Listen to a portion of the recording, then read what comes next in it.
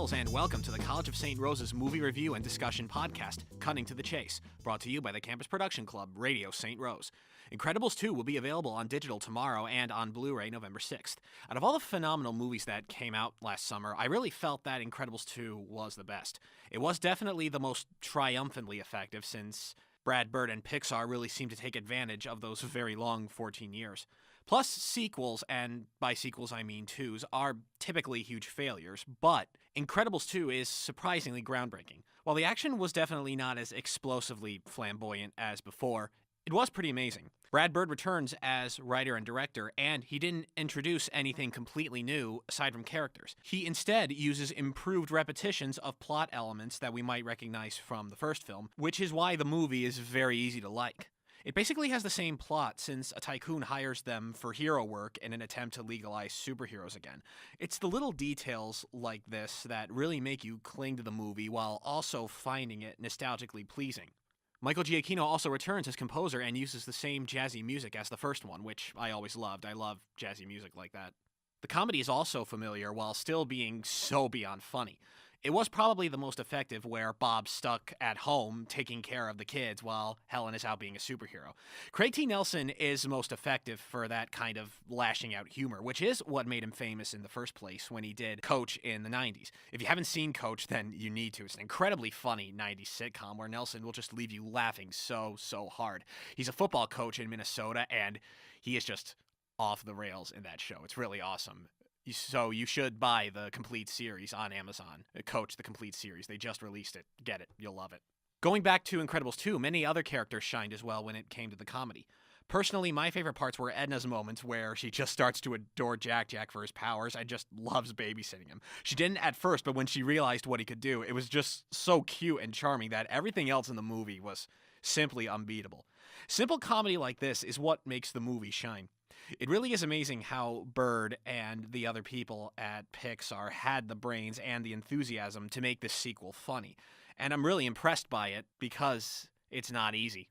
Overall, the success of Incredibles 2 was a huge relief to me since I was almost convinced that it could not be as good as the first one.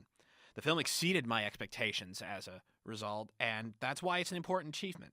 So please be sure to watch Incredibles 2. It really proves that comebacks are sweet. And now let's move on to our special guest for this episode, who is a communications major here at St. Rose and is also a member of St. Rose Television. He's assisted me in production many times and has just joined the cast of SRTV's soap opera parody Grades of Our Lives, which will be premiering on the club's YouTube channel soon. We all call him the Track Star because he is Michael the Track Star Trageser. Mike, thanks so much for coming on, buddy. It's great to have you. Hey, great to be on. Thanks for having me, man.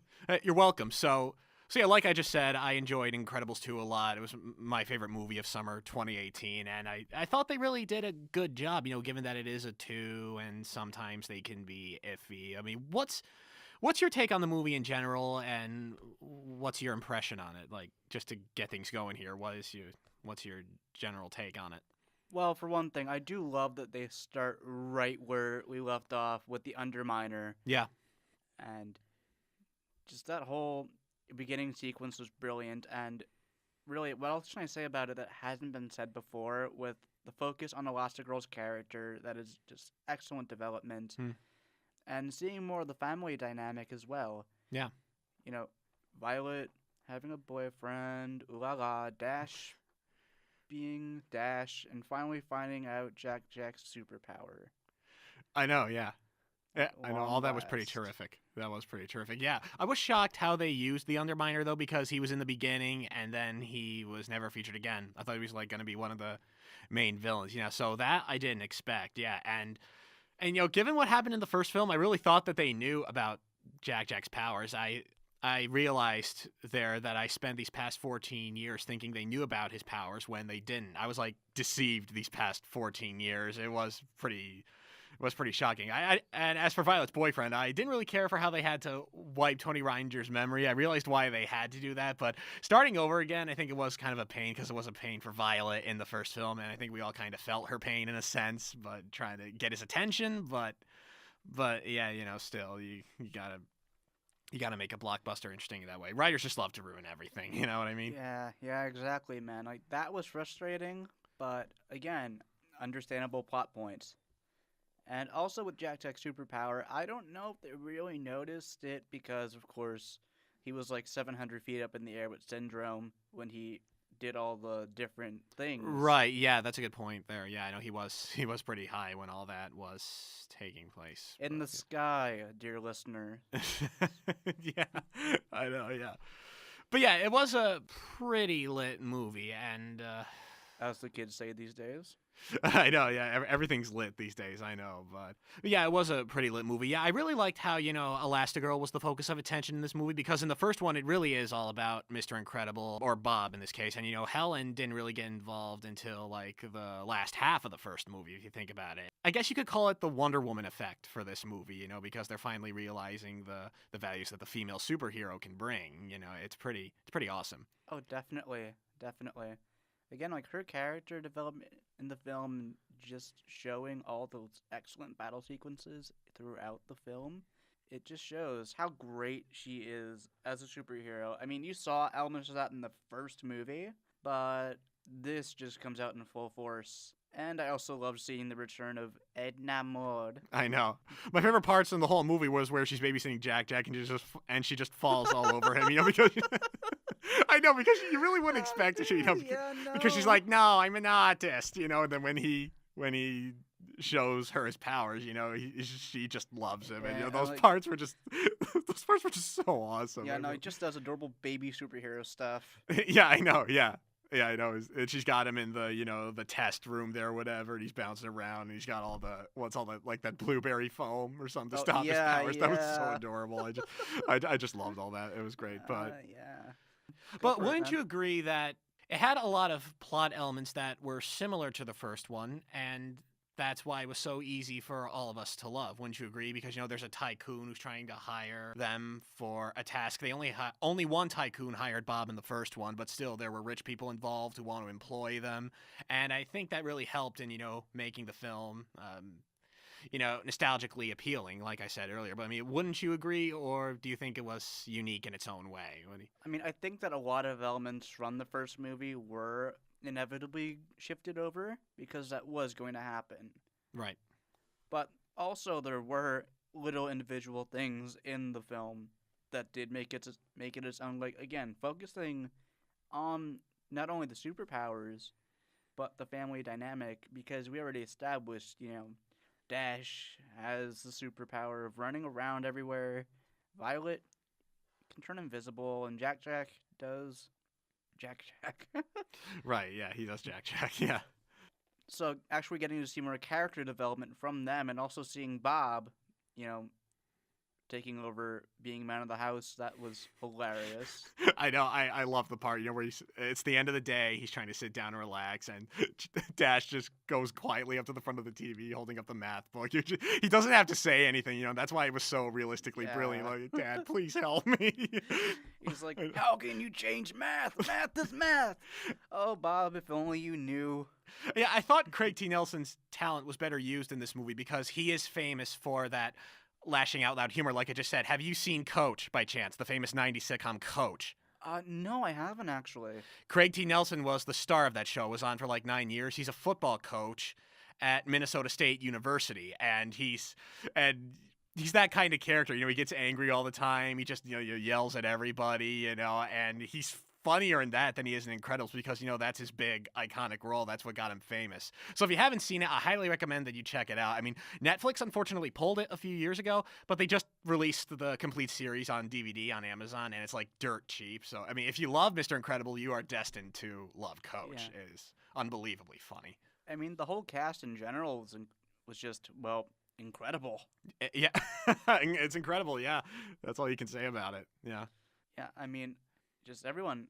Craig T. Nelson, Holly Hunt, and actually Sarah Vowell, who you wouldn't expect to be in a film because, she's mostly a history author. If you guys out there haven't read any of her books, I didn't know that. Go get them now. No, in the first movie, they did a whole feature on her showing that, history author turned voice actor for a thing. Oh, wow. I don't think I watched that feature. Wow. Yeah, no, it was on the whole behind-the-scenes disc 2 of the original DVD. Yeah, I have that. I haven't watched that. All I did was just watch the movie a million times. But yeah, I should definitely check that out. Yeah, definitely. Sounds pretty cool. Yeah, no, that was I mean, that's a cool side gig. She does great. And Yeah. I think everyone's favorite character, Samuel L. Jackson, is Frozone. I know he's my favorite character. I know he's not, he's not a part of the Incredible family, but yeah, Frozone's my favorite character. He really is. He's like so cool, I mean, he's basically part of the family at that point. Oh yeah, no, he is. Yeah, he definitely is. Yeah, Frozone's still my favorite character to this day. He's just like a super slick guy. I always thought he was. It's pretty amazing. I mean, the one thing that they could have done was use another super suit joke. Remind me if they did or didn't, because it's been a while since I last saw the film, but... No, they didn't. They showed him getting his super suit while Honey was yelling at him about something else. But yeah, I know the where's... at least a little bit of a repeat of that. Yeah, maybe they didn't have to do it again, because the where's my super suit thing, that's such an iconic moment. Yeah, I mean, that became enough of a meme years and years ago. It did. Yeah, it really did. Yeah, it did. Were memes even a thing back then in 2005? Or internet was just starting up. I mean, that was probably like the very birth of it, but I mean, yeah. Years later, yeah, one of those internet memes, and even it's a quip that we like to recite to each other sometimes, because it's such an iconic line. It's really brilliant. It's brilliant. Yeah. It's great, man. It really is great, yeah. And I like that they brought Michael Giacchino back. Sometimes directors will not bring back the same composers, but yeah, Michael Giacchino's music is really awesome because I love that kind of, big band jazz. It was really flamboyant in the first one. I thought parts of it were like kind of low in this one, but still, it was still iconic of that incredible sound that we really all love. And you forget that it's a superhero film. You feel like you're watching a James Bond movie now. I don't know how Brad Bird and Pixar have managed to make a superhero movie feel like a slick spy thriller. I mean, it's pretty unique and amazing what they've done. They've gotten so creative with it. I mean, you got to remember, before Marvel, Incredibles was all we had, and for almost 10 years, that was enough to satisfy us, it's... Yeah, exactly, man. Yeah, and that soundtrack, to me, that is an integral part of The Incredibles. Like, I don't think you could have gotten any other composer to score that film. Right. It's almost like Star Wars without John Williams, or Lion King without Elton John, for that matter. It just wouldn't work without them. I mean, as soon as you hear that theme music... Yeah. You know what it is. Yeah, you do, yeah. There are those composers where you hear their music, you just know it's them, yeah.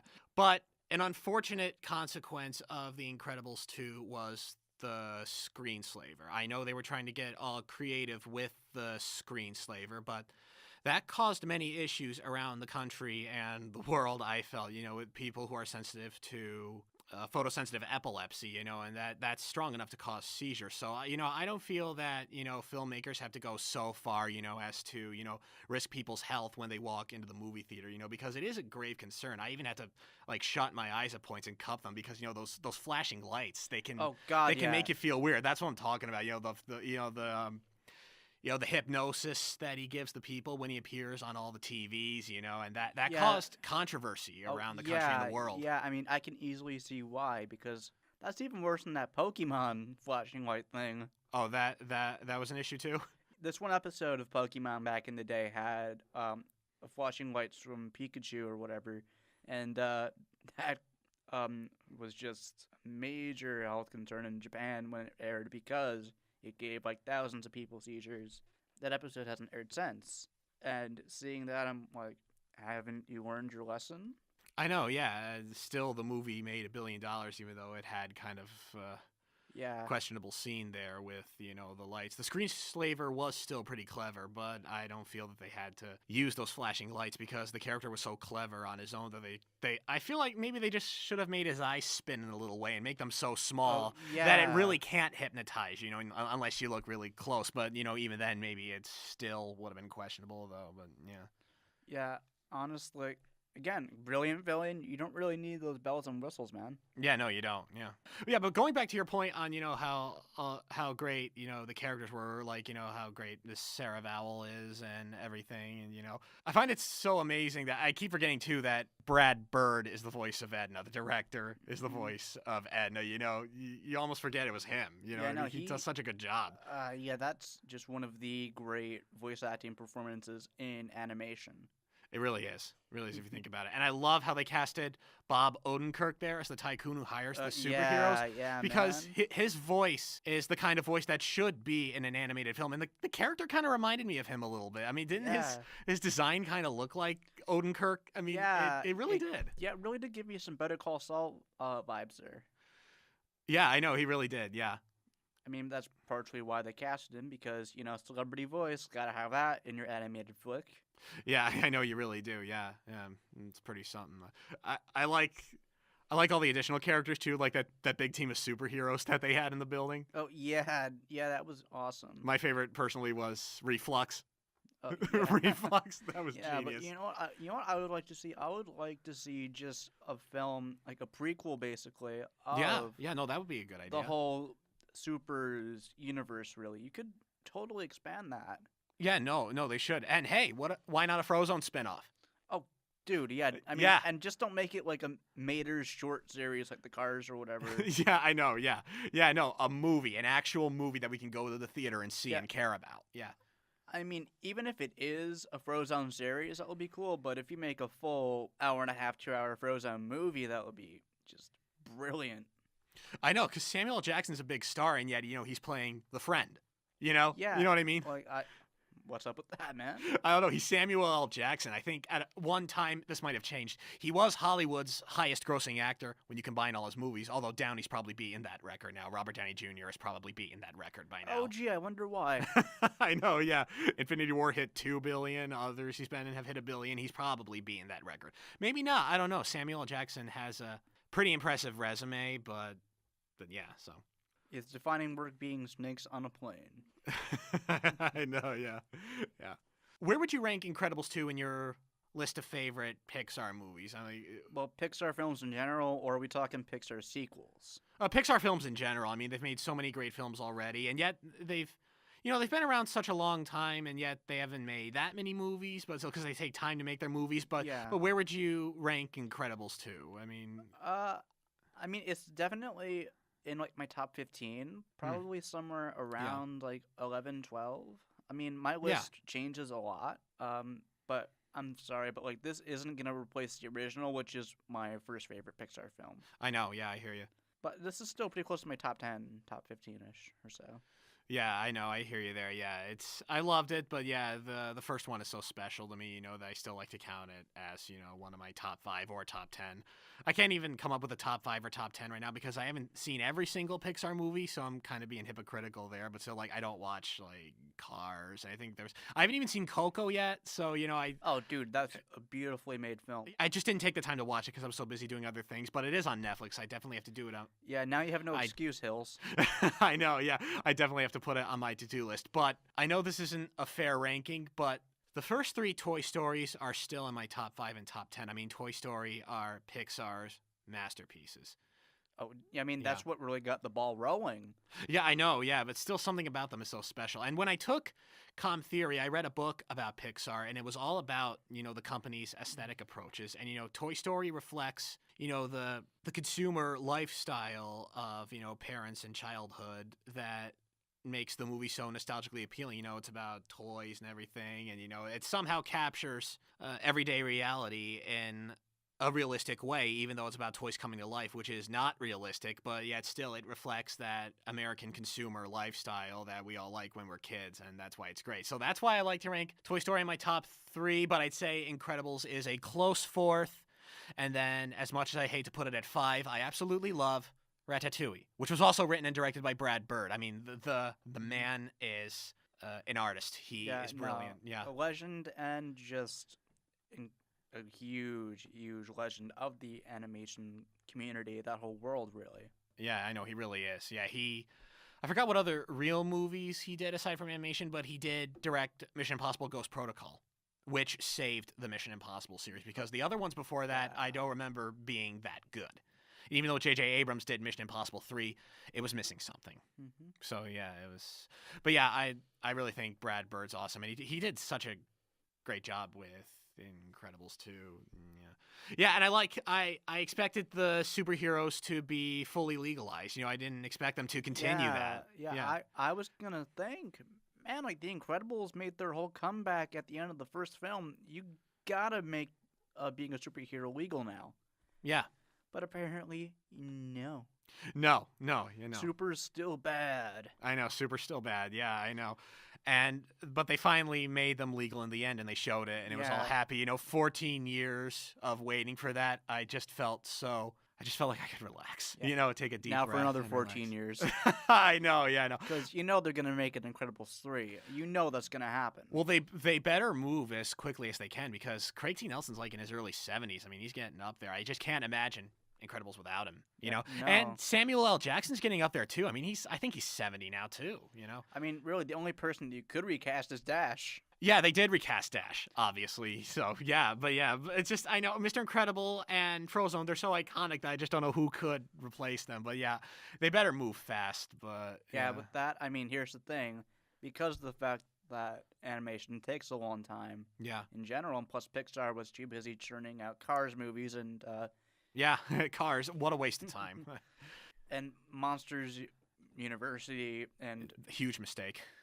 Yeah, I'm sorry, but that was like the worst Pixar sequel. I didn't even see it because I didn't want to. I loved Monsters Incorporated as a kid. I still kind of do to this day because it's such a genius concept, but Monsters University was just a huge embarrassment. Oh, yeah, definitely. And I don't have to watch the movie to know that. Mm-hmm. Oh, it was forced upon me when I worked at a summer camp, and we would watch movies near at the end of the day to kind of get the kids to calm down before they went home. Oh. And that was one of the films they put on, and it was bad. I'm sure it was. God awful. Where was that summer camp? Is that where you're from? Yeah, it was back home on Long Island. Oh, Long Island, right? Yeah. I heard you were from Long Island. I just forgot that. But yeah, I know that movie did look pretty bad. What were some other flops that Pixar did? I know there was another one. Actually, no. Finding Dory was pretty good. Toy Story 2 is okay in my opinion. I thought Toy Story 3 was phenomenal, personally. Definitely. It was definitely great closure to the series. I don't get why they're doing Toy Story 4. Yeah, because they're going to look for Bo Peep, and I suppose that's a doable plot if they do it right. But yeah, I don't know. So yeah, they had to recast Slinky though because Jim Varney passed away a few years ago, and Don Rickles just passed away. So I don't know how they're gonna do that. Yeah, see, it's already happening, And again, you had excellent closure by giving the toys to Bonnie. I know, yeah. Why? I know, I mean, yeah. Unless you're just being money-grabbing Pixar, but... I know, yeah. And Tim Allen just said in an interview that the movie's going to be very emotional. Like, this is supposed to be a kid's movie. We want to make them happy. And the grown-ups happy, too. Grown-ups like Pixar, too. We don't want a sad Toy Story movie. And there was even a weird rumor a few years ago on the internet that it was going to be rated R. I'm like, what? Yeah, that would be weird. That would be... It would be weird. That, man. Yeah, it would be weird. I'm not against rated R movies per se, but Toy Story can't be rated R. No. That's just sick. No, R-rated Toy Story, I don't know. A more emotional Toy Story, considering how most of the audience will be, like late 20s, early 30s. Yeah, I can see that. Yeah. But yeah, given all these factors that, we just mentioned, I hope they move as fast as they can with Incredibles 3. And if they can't make one, they can't make one. They gave us 2 incredible movies, and that will be enough for me. I don't want to see any remakes. I want to see very few spin-offs. I'm very happy with these 2 movies that they've given us. Oh, hey, Alan, I just got a notification. They're making a live-action Incredibles. Oh, man. Yeah, I hope they move fast with Incredibles 3. And an interesting If it's going to happen. If it's ever going to happen. If it's going to happen, yeah. And something else that's interesting, and it's probably too late for this now, NBC was going to do a 13-episode revival of Coach. And after 3 months of development, they canceled it. Oh, wow. Because I read that apparently the pilot got mixed results. That was the terminology that the news used. Those were the exact words that they used. And given the plot, I looked into it and what they were going to do. And it was just terrible because Hayden had a girlfriend on the series who was eventually his wife, and they killed her off. Oh, lovely. Because the real actress is, in poor health right now, so she couldn't do the show. And plus, I don't know if you've heard of Jerry Van Dyke. Son of Dick? He's his brother. And he's just as funny. He looks just like him, sounds just like him, just as iconic. He was his buddy on the series. He was the assistant coach. Is that the right term? He was Luther Van Dam, the assistant coach. Yeah. And he was super funny because even though he was 50 or 60, he has all this kind of funny, physical humor and stuff like that. And so, yeah, he passed away a couple years after the show was canceled. So once again, we're losing iconic actors, which is why you can't make more sequels. And but my point is, I'm kind of straying from the main point that they should definitely do a Coach revival soon too, before it's too late. Because Craig T. Nelson is just awesome. Yeah, I know he really is great. But, yeah. And also, again, if they do any other Incredibles things. I would just like to see the whole super universe be more expanded. Yeah, I know, more expanded. Yeah, and Like see more of Thunderhead and whatnot. yeah, and Reflux and all those guys. Okay, Rip maybe Thunderhead. not Reflux. Maybe not Rip Reflux. Thunderhead. Yeah, I know. If only he hadn't worn a cape. I know. Yeah. Was there anyone in a cape in this one? No capes. No capes. Brilliant. As far as I can remember, anyway. Brilliant. Yeah, no, there were no capes, and I'm glad that they didn't use any because, and I love how Brad Bird, pointed out that generic usage, capes just aren't cool anymore. Maybe they were in the 60s, with the old Batman TV show, but that's just because, these concepts were just getting famous. And the only reason it works in things like, the Dark Knight trilogy is because, That's the economy of the character. Yeah, and Fox there, Morgan Freeman, he turns them into, like, wings where you can use the gloves to make them inflate. Yeah. No, not inflate, or where you can make them, whatever, turn them into a kind of fabric where you can make different kinds of shapes. But yeah, the no capes thing really stuck, and it was pretty brilliant. Yeah, which is great because honestly, we don't need capes. Syndrome, though, was a pretty funny villain, no doubt. But yeah, the cape was really pushing it. Cape? Yeah, I know the cape. See what happened there? I know, it got sucked right into That jet turbine. a jet turbine. Yeah, God, I can't remember anything. I know, it was something. Well, unfortunately, that's all the time we have. Mike, thank you so much for coming on. I hope to do this again. This really was awesome. I loved it. Thanks for having me, buddy. Hope to be back on soon. I'll be sure to have you on again All right, soon. awesome, Thank you dude. again. Once again, I'm Alan Hills, and this has been Cutting to the Chase. Thank you for listening, and be sure to tune in next week.